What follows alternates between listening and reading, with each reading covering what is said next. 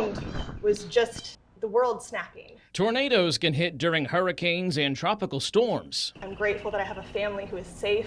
Rachel Bebko and her family took shelter in an interior hallway during one of Hurricane Milton's tornadoes in Fort Myers.